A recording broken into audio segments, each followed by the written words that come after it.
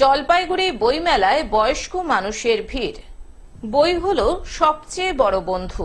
বইয়ের চেয়ে বড় বন্ধু নেই। ছাত্র জীবন পেরিয়ে বৃদ্ধ জীবনেও বই সবচেয়ে বড় সঙ্গী। জলপাইগুড়ি বইমেলায় যেখানে কিশোর কিশোরী যুবক যুবতীদের ভিড় থাকার কথা, সেখানে দেখা যাচ্ছে বয়স্ক মানুষের ভিড়। বয়স 60 ছুঁই ছুঁই হলেও মন থেকে মুছে যায়নি বই পড়ার ভালোবাসা।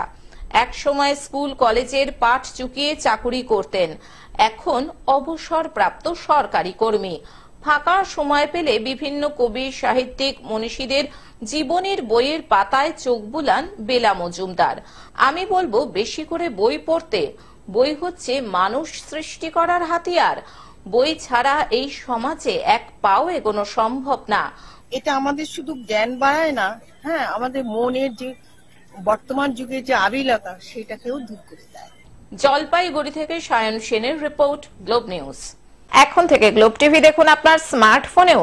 গুগল প্লে স্টোর অথবা অ্যাপল স্টোর থেকে ডাউনলোড করুন গ্লোব টিভি লাইভ অ্যাপ। এছাড়াও জিও টিভি অ্যাপ থেকেও দেখুন গ্লোব টিভি লাইভ।